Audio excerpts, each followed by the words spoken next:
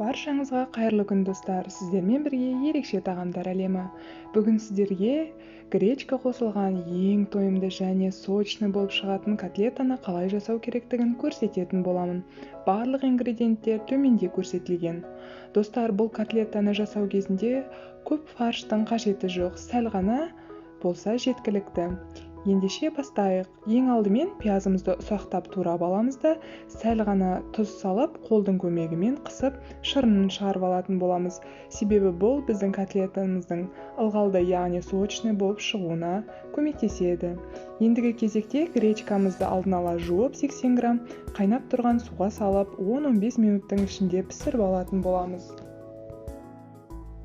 Мінекей, гречкамыз да пісіп дайын болды. Енді барлық дайын заттарымызды бір-бірімен араластыра бастайық.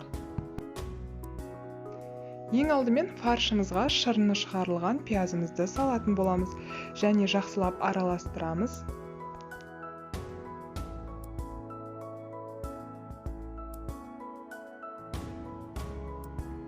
Ендігі кезекте фаршымыз бен пиязымызға піскен гречкамызды саламыз. Егерде фаршыңыз майсыз құрғақтау болатын болса, 2 ас қасық сұйық май құйып жіберсеңіз, сіздің котлетаңыз өте жұмсақ болып шығады. Менен сізге лайфхак. Ең соңында тұзымызды және қара қызыл бұрышымызды дәмдеуіштерімізді татымына қарай салып, бір дана жұмыртқа қосып, барлығын жақсылап араластыратын боламыз.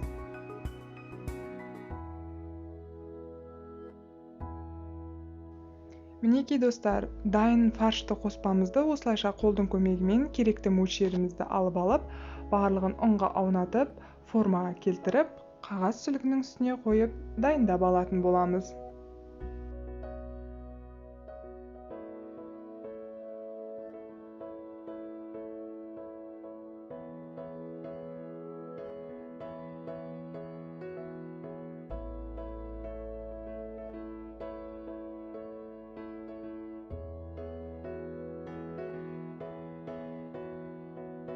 Барлық котлетамызға формасын беріп дайындап алғаннан кейін, қызып тұрған майымызға екі жағын қызартып, пісіріп, қуырып алатын боламыз.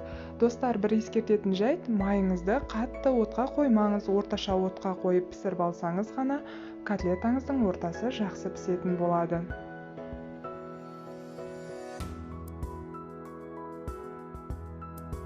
Достар, каналыма тіркеліп лайк басуды және өз пікірлеріңізді қалдыруды ұмытпаңыздар.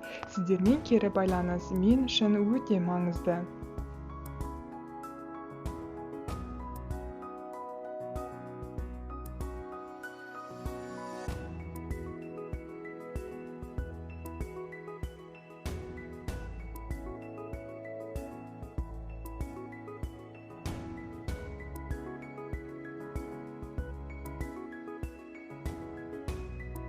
Достар, бар болғаны осы, қараңыздаршы, қандай керемет котлета дайын болды.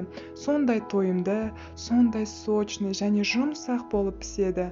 Отбасыңызды қуантып, осындай жұмсақ, көлемді, тойымды котлетаны сізде жасап көріңіз. Видеоны соңына дейін көргеніңізге алғысымды айтамын.